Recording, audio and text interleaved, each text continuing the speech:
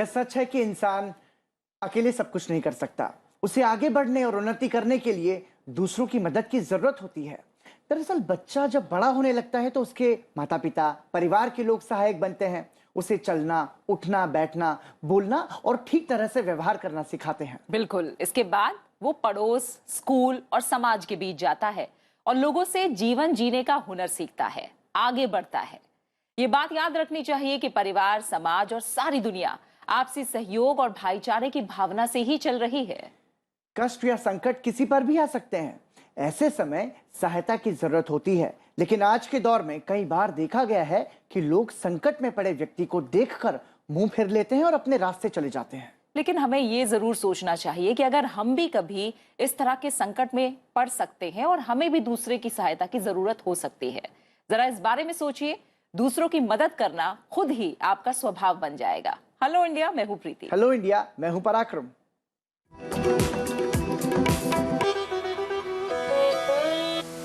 और आइए शुरुआत करते हैं बड़ी राष्ट्रीय खबरों के साथ।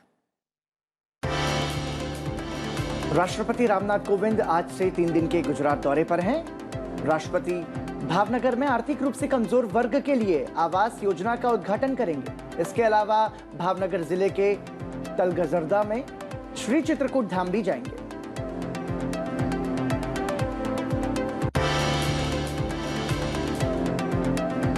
उपराष्ट्रपति एम वेंकैया नायडू गोवा की यात्रा पर हैं। आज उपराष्ट्रपति संत सोहिरोबनाथ अंबिया शासकीय कला और वाणिज्य महाविद्यालय के नए परिसर का उद्घाटन करेंगे। केंद्रीय पर्यटन राज्य मंत्री श्रीपद नाइक और गोवा के मुख्यमंत्री प्रमोद सावंत भी समारोह में शामिल होंगे। गृह मंत्री अमित शाह ने कहा है कि प्रधानमंत्री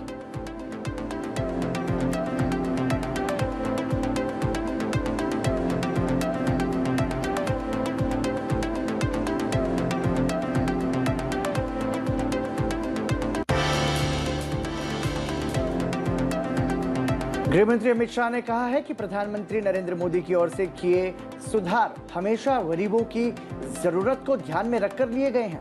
लोकतंत्र में शासनाध्यक्ष के रूप में प्रधानमंत्री नरेंद्र मोदी के 2 दशक विषय पर दिल्ली में राष्ट्रीय सम्मेलन को संबोधित करते हुए उन्होंने ये बात कही। केंद्रीय मंत्री अमित शाह ने कहा कि प्रधानमंत्री नरेंद्र मोदी ने देश के सभी क्षेत्रों में विकास के लिए योजनाओं की शुरुआत की।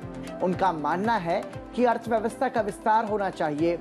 इसका लाभ गरीबों और जरूरतमंदों को मिलना चाहिए।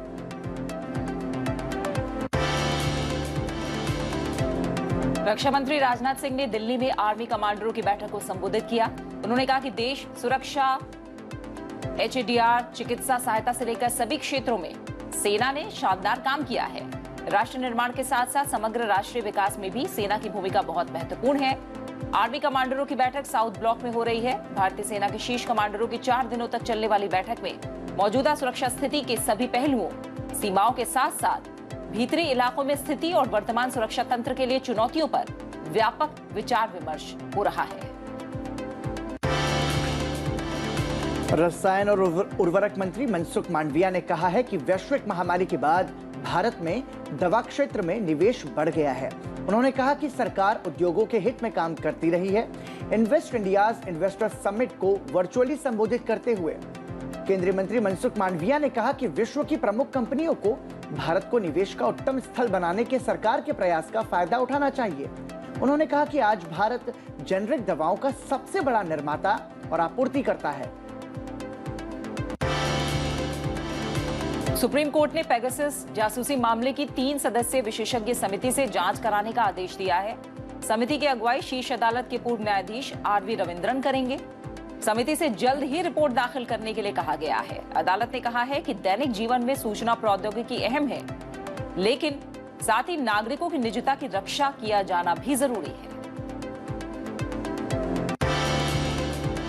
केंद्रीय मंत्री जी किशन रेड्डी ने अमृत महोत्सव पॉडकास्ट का शुभारंभ किया। पॉडकास्ट की यह श्रृंखला भारतीय स्वतंत्रता संग्राम में महत्वपूर्ण योगदान देने वाले लोगों और आंदोलनों के प्रति श्रद्धांजलि है। यह पॉडकास्ट स्वतंत्रता सेनानियों को याद करने के लिए शुरू किया गया है। देश आजादी का अमृत महोत्सव मना रहा है। टोक्यो ओलंपिक में स्वर्ण पदक जीतने वाले एथलीट नीरज चोपड़ा को इस साल के मेजर ध्यानचंद खेल रत्न पुरस्कार के लिए चुना गया है। ये पहली बार है जब एक साथ 11 खिलाड़ियों को खेल रत्न से सम्मानित किया जाएगा। नीरज चोपड़ा, मिताली राज, सुनील छेत्री के अलावा पहलवान Ravi Dahiya, boxer Lovlina Borgohain, hockey team के गोलकीपर प्रिया श्रीजेश, बैडमिंटन खिलाड़ी प्रमोद भगत, भाला फेंक एथलीट सुमित अंतिल, निशानेबाज अवनी लेखरा, बैडमिंटन खिलाड़ी कृष्णा नागर और निशानेबाज एम नारवाल इसमें शामिल हैं।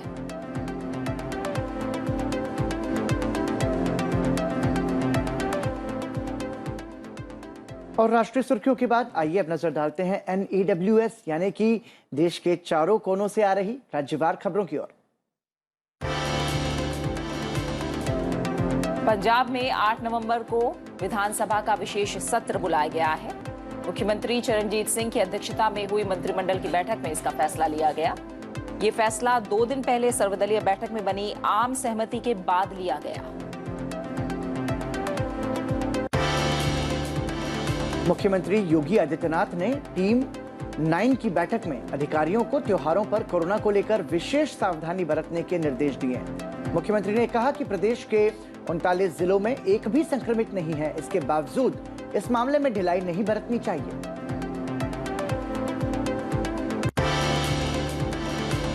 उत्तर प्रदेश सरकार ने कैबिनेट मंत्री जितिन प्रसाद समेत उत्तर प्रदेश विधान परिषद के 4 नए सदस्यों को बुधवार को शपथ दिलाई गई। निषाद पार्टी के अध्यक्ष संजय निषाद, चौधरी वीरेंद्र सिंह गुर्जर और गोपाल भुर्जी को सदन में शपथ दिलाई गई। ओडिशा के मुख्यमंत्री नवीन पटनायक ने एमओ कॉलेज अभियान के तहत प्रदेश के 12 कॉलेज और 2 यूनिवर्सिटी के लिए 1.5 करोड़ रुपए अनुदान की पहली किश्त जारी की। यह इन संस्थानों में विभिन्न योगदानकर्ताओं द्वारा की गई राशि की दोगुना है।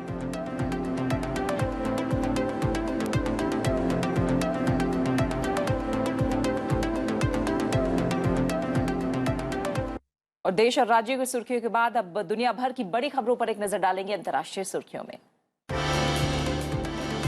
प्रधानमंत्री नरेंद्र मोदी 16वें पूर्वी एशिया सम्मेलन में वर्चुअल माध्यम से शामिल हुए। इस मौके पर प्रधानमंत्री ने कोविड-19 महामारी की चुनौतियों से निपटने के लिए सहयोग की अपील की। प्रधानमंत्री नौवहन की आजादी और समुद्री सुरक्षा सुनिश्चित करने का भी आह्वान प्रधानमंत्री नरेंद्र मोदी ने किया। इसके साथ साथ आतंकवाद के खिलाफ सदस्य देशों के साथ मिलकर काम करने की बात भी प्रधानमंत्री ने कही। पूर्वी एशिया शिखर सम्मेलन भारत प्रशांत देशों का मंच है। 2005 में अपनी स्थापना के बाद से इसने पूर्वी एशिया के रणनीतिक और भू राजनीतिक विकास में अहम भूमिका निभाई है।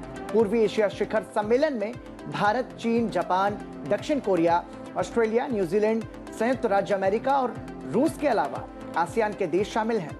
भारत पूर्वी एशिया शिखर सम्मेलन का संस्थापक सदस्य है। ब्रुनेई के सुल्तान के निमंत्रण पर प्रधानमंत्री नरेंद्र मोदी 18वें आसियान भारत सम्मेलन में वर्चुअल रूप से भाग लेंगे। सम्मेलन में आसियान देशों के राष्ट्राध्यक्ष और शासनाध्यक्ष हिस्सा लेंगे। 18वां आसियान भारत शिखर सम्मेलन कोरोना महामारी, अंतर्राष्ट्रीय विकास, व्यवसायों समेत दूसरे अहम मुद्दों पर केंद्रित होगा। महामारी के बाद आर्थिक सुधारों समेत अहम क्षेत्रीय और अंतर्राष्ट्रीय मुद्दों पर भी चर्चा होगी।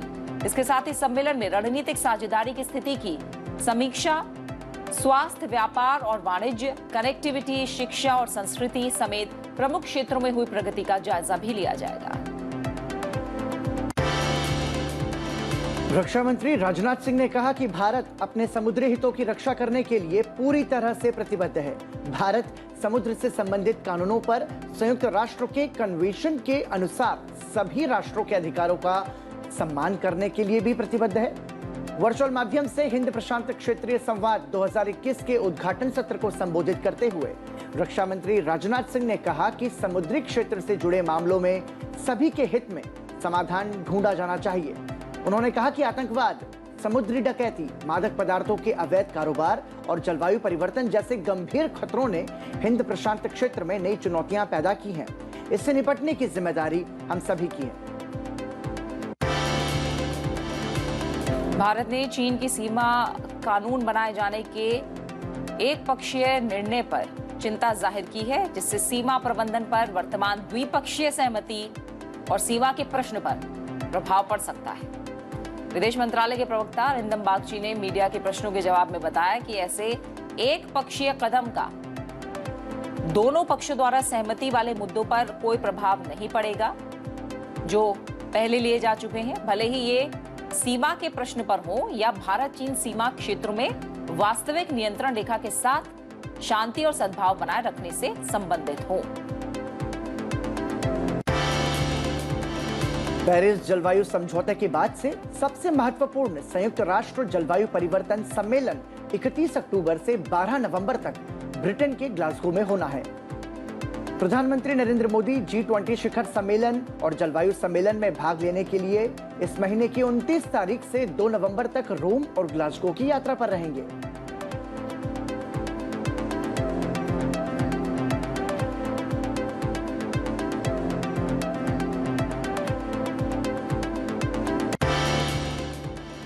और इसके बाद आइए आगे बढ़ते हैं और बात करते हैं न्यूज यू कैन यूज की, यानी कि एक ऐसी खबर जो आपके काम आ सकती है। आधार कार्ड प्रत्येक नागरिक के लिए जरूरी दस्तावेज है जो सबसे अहम पहचान प्रमाण पत्रों में से एक है।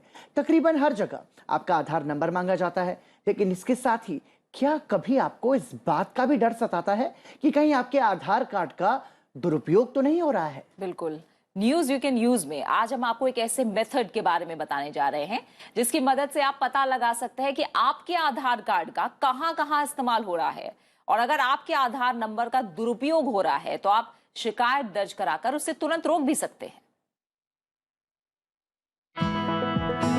आधार कार्ड जारी करने वाली संस्था unique identification authority of India यानी UIDAI ग्राहकों को एक खास सुविधा देती है।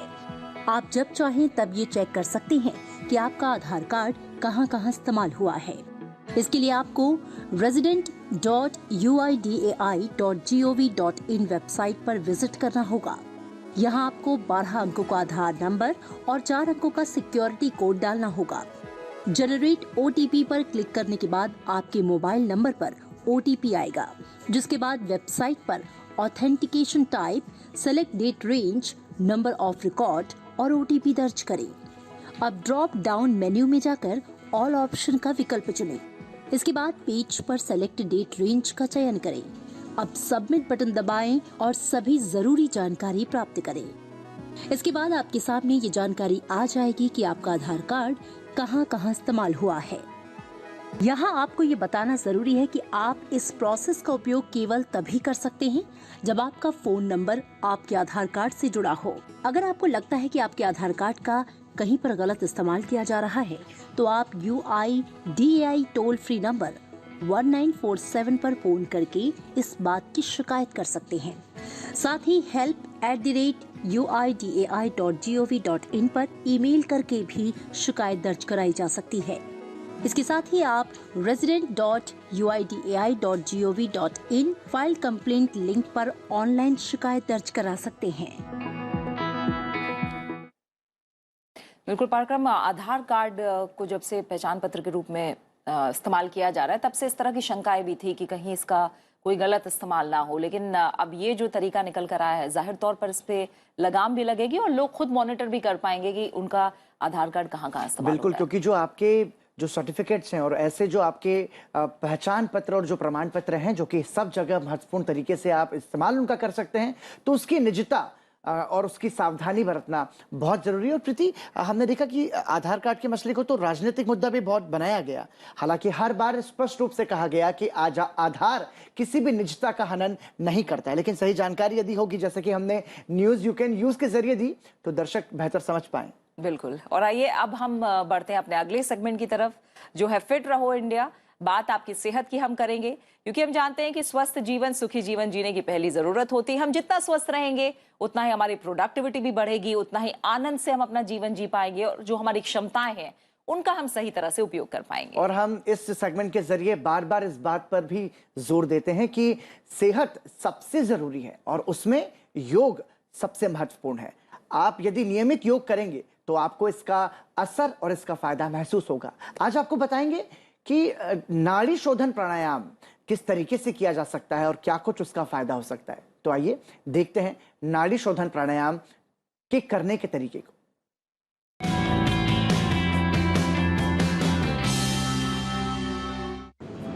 नाड़ी शोधन प्राणायाम के अभ्यास के लिए किसी भी सुखदायक आसन में बैठ जाएं। दोनों हथेलियां ज्ञान मुद्रा की स्थिति में अपनी पीठ एवं गर्दन को सीधा रखें और दोनों आंखों को कोमलता से बंद कर लें। शरीर को शिथिल होने दें। दाएं हाथ की प्राणायाम मुद्रा बनाएं। अब अंगूठे से अपनी दाईं नासिका रंध्र को बंद करें एवं बाईं नासिका रंध्र से धीरे धीरे गहरा श्वास भीतर लें। श्वास पूर्ण होने पर नासिका को बंद करें एवं दाईं नासिका रंध्र से श्वास को बाहर निकाल लें। इसी प्रकार दाईं नासिका रंध्र से श्वास भीतर लें एवं बाईं नासिका रंध्र से श्वास को बाहर निकालते हुए एक चक्र पूर्ण करें। इसी प्रकार एक और चक्र दोहरा जाए। प्राणायाम के अभ्यास के दौरान ध्यान रहे कि श्वास एवं प्रश्वास की आवाज न हो। श्वास प्रश्वास की गति धीमी एवं गहरी हो।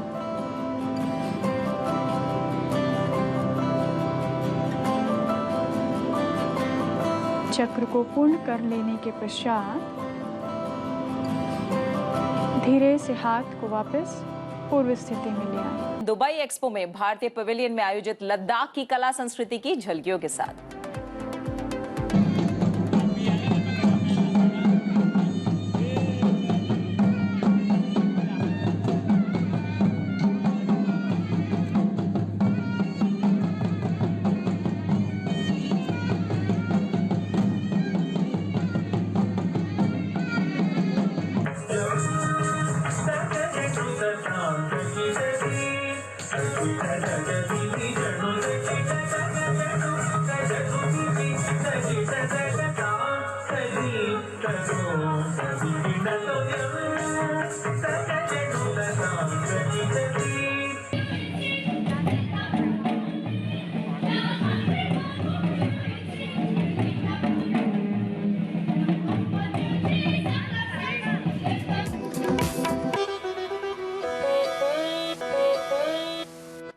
Hello India. आइए अब बात करते हैं आज के इतिहास की।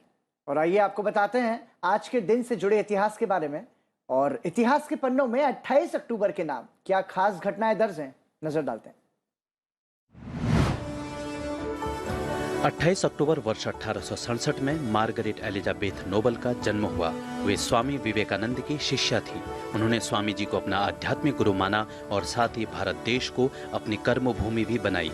उन्हें उनके गुरु ने सिस्टर निवेदिता का नाम दिया था। स्वामी विवेकानंद के आकर्षक व्यक्तित्व, निरअहंकारी स्वभाव और भाषण शैली से वे अत्यधिक प्रभावित थी। उन्होंने भारत में स्वामी जी के विचारों के प्रसार के लिए अपना पूरा जीवन समर्पित कर दिया।